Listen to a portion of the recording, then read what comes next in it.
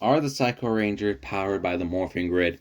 The short answer is kinda, sorta, maybe, but not really. Let me explain.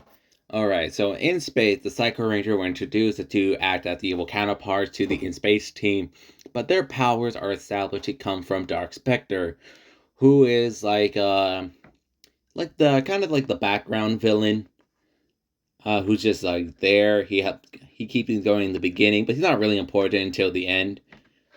So yeah, also it's just a monster that just reused from the Turbo movie in this section. But that's neither here or there. So my point being that the Psycho Ranger, they get their power from him. They get it from Dark Spectre. And they are like that throughout the majority of their run on In Space until they were defeated by the In Space team and captured in the data cards. And by the end of In Space, Zordon, after being killed by Andro willingly, used his good energy in order to eradicate anything that was evil at the vast universe at that time. Dark Spectre, along with many others, perished.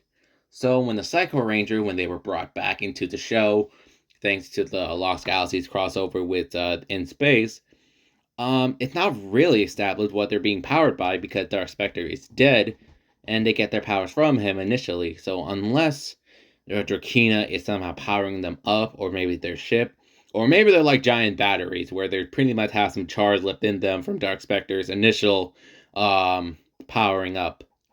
But yeah, it's not really established how they're still alive.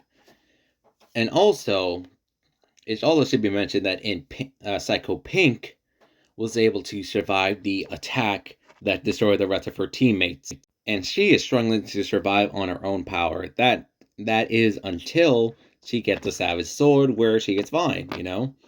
And this led to some cretin that maybe the Savage Sword is not powering her up as it does get bigger. But in order, it's just like maintaining her. It's not really healing her until she gets a little bit of Morphing Grid energy after attacking Cassie's Morpher. And deciding that maybe this is the power up she needed, she destroys Cassie's Morpher, or heavily damaged it to a point it leaked out so much Morphing Grid energy, she get a major power up from it to attain a much powerful monster form, and was able to grow big as a result. But the Psycho Ranger were established to already do that, so it's basically a more powerful version of her regular monster form. That's all I'm trying to say. But getting back to my point, this makes it the first time that we see a Psycho Ranger being powered by the Morphing Grid. But it wouldn't be the last time we would see another Psycho Ranger being powered by the Morphing Grid, as Boom Studios' comic series would introduce Psycho Green, who, I'm going to be skipping a lot of his backstory, was an alien named Trex, who was part of his planet's Ranger team, but after betraying his team, he went to Dark Spectre, where Dark Spectre rewarded him by affecting his Morpher, turning him into the first ever Psycho Ranger in this continuity. And it's also stated from Jason Bishop, I'm sorry if I butcher your last name, he is not dependent on Dark Spectre's power alone, so this basically confirms that he's powered by both Dark Spectre and the Morphing Grid simultaneously, or he's simply using one and then using the other if one runs out.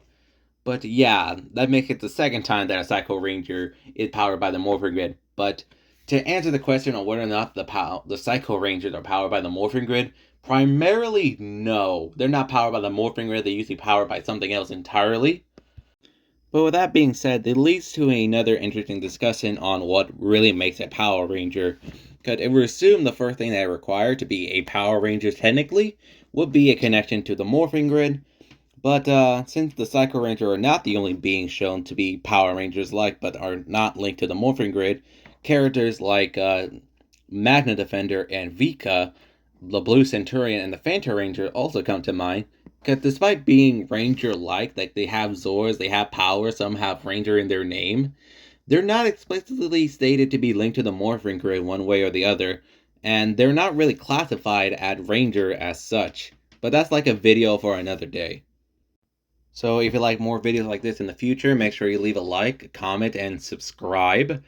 I'm also going to be follow me at my links at the description below. And to end off the video, I'm just going to say this. Get connected.